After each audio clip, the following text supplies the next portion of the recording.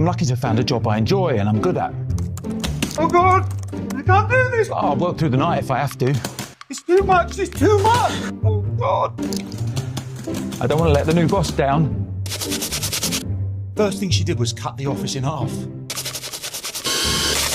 Then before we know it, we're all working from home full time. You all right, Clive?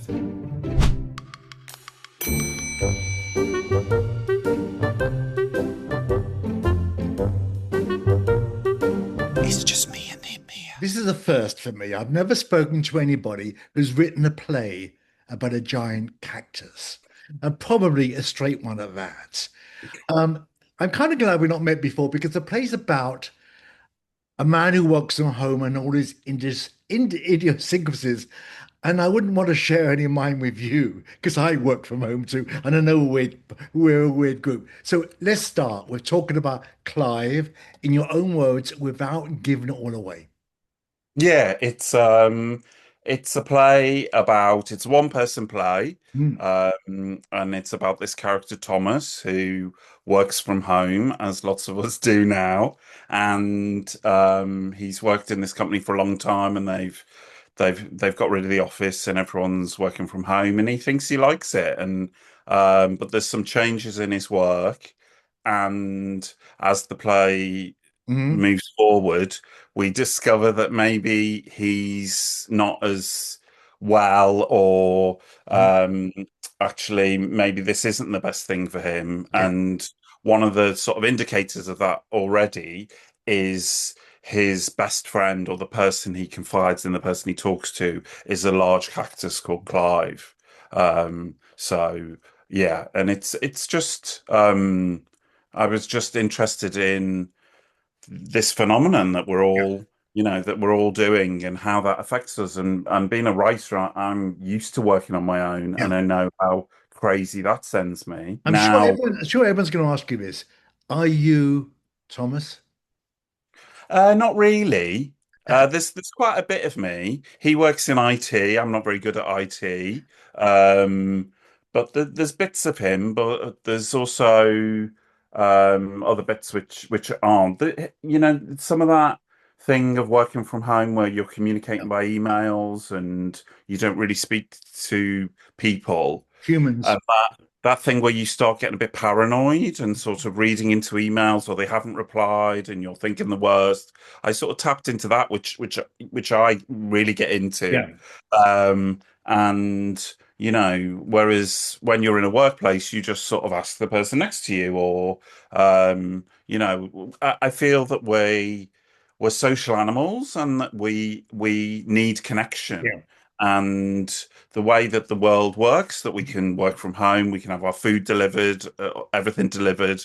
There's no reason for us to go out, and that for lots of people that gives them lots of freedoms. But I think also it can just send you a bit crazy. So what inspired you though to write this play and write it now? I think it was just sort of post-pandemic. Hmm.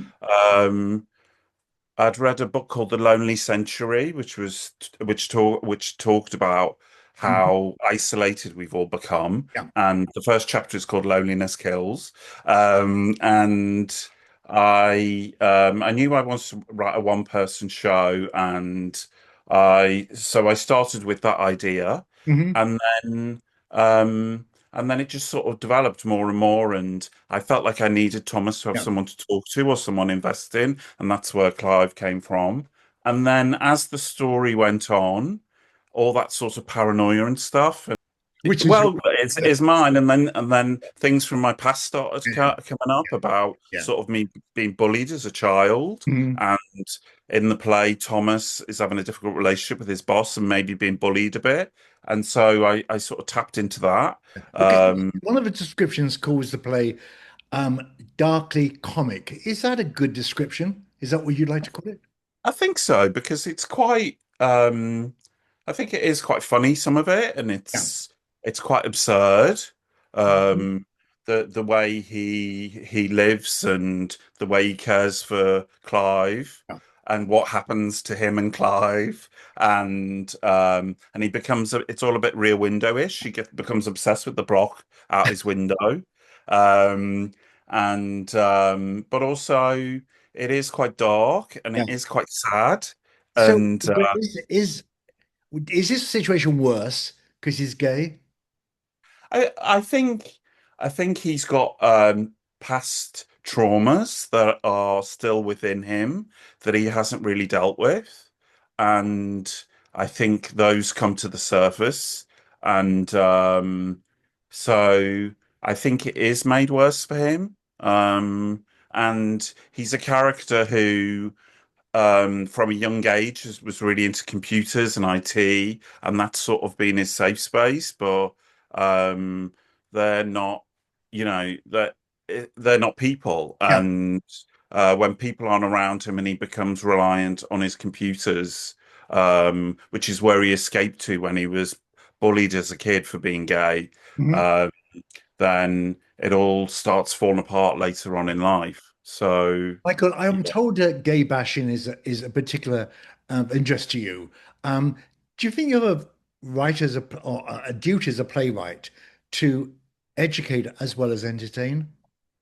Yeah, I think so. There's been lots of advances in how gay people live, but Mhm. and things are much better for lots of people, Yeah. but lots of children are still bullied really badly in school. And I think when you're bullied as a child and you're still figuring out who you are, Yeah. and you don't understand some of who you are, and people can maybe see things in you that you don't understand. I think that's hard to let go of, and so I think it's a topic which is still important, and I feel in my writing I always want to try and say something or Okay. communicate something.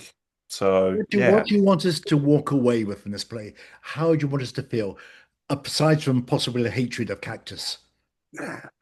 Well, I hope you won't hate. I hope you won't hate Clive. I hope you'll feel for Clive. I hope Yeah. you'll feel for the character of Thomas Mhm. and go on a journey with him and be moved Mhm. and hopefully understand his situation. But also, hopefully, it's not all doom and gloom, and I think there is some catharsis at the end, and Yeah. Good. and some hope, and yeah, the sort of where he ends up is hopefully there's a glimmer of positivity. Maybe you should set up a grinder page for him. Oh, I don't know about So, unlike Thomas in a play, you are a very busy man. Your film, My Summer Love, won a BAFTA. And if that's not enough, you've written a show called Disco Land that's currently running in the Spiegel Tent in Las Vegas. And I think you may have also written a description too, because it makes a point of saying you're far too young to remember the disco area. I don't know who said that. It's called Disco Show, Yeah, and it's on in Las Vegas. good show. And it's a show sort of telling the story of disco, where you're transported to a disco in 1970s New York, and you meet these characters who all don't know each other on the street, but all come together on the dance floor. And what Mhm. I didn't know fully about disco, when it first started off in places like New York, was Mhm. that it was all about the outsiders. It was the blacks, the gays, the Yeah, Latinos, single women going out on their own because they were on the pill, yeah, and all these outsiders who came together, and this amazing music, and especially as less people go clubbing and there's less clubs about, just that idea of all yeah. coming together and dancing and losing ourselves to the music and this amazing music. And they've built this theater for the show, which has like a video Big. floor and Mhm. video walls. So you don't sit down, you dance all the way through the show, and dance and interact with the characters. So yeah, and it's on in Las Vegas at the moment. I also heard you are a little rave on the quiet. You go to the famous horse meat disco in Yeah, London. I do, and I know the DJs there. And when we opened the show last year, disco show, a couple of the Horse Meat DJs came to Vegas and were at our opening party. So yeah, it's this brilliant little It started off in this little pub on a Sunday night and has now gone all over the world. And it's a celebration of disco music of the past and then sort of more current stuff as well. So, gets back to Clive. Is there a life after this? Is it going to go elsewhere? We're not sure. It's we were given the slot by the Arcola at the beginning of the year. They just said we've got this slot. Do you want it? And Paul Keating, who plays Thomas, was available, and Lucy Bailey, the brilliant director, said, "Well, let's go for it." So we shall see how it goes. We've got our first night tomorrow, and our press night on Friday. And it's at that stage where it's all coming together and it's all a bit nerve-wracking, and you never quite know how it's gonna work because we need the audience now because they're the other part of the equation. So we shall see, and then I'll let you know whether it's funny You or know, sad. we're going to mind your details so people can pester you, not me. I may be an American now, but I'm always very proud of the fact that gay theatre in London is the healthiest and the best there is around the world. It's Yeah, and there's a since the pandemic, theatre has struggled around the UK, but in London it's doing pretty well. So good. yeah, so come to the Arcola, and come and see Clive. Thanks for talking to us. Thank you.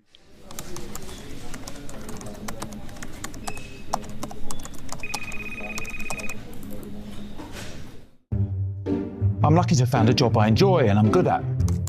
Oh God, I can't do this. I'll work through the night if I have to. It's too much. It's too much. Oh God. I don't want to let the new boss down. First thing she did was cut the office in half. Then before we know it, we're all working from home full time. You all right, Clive?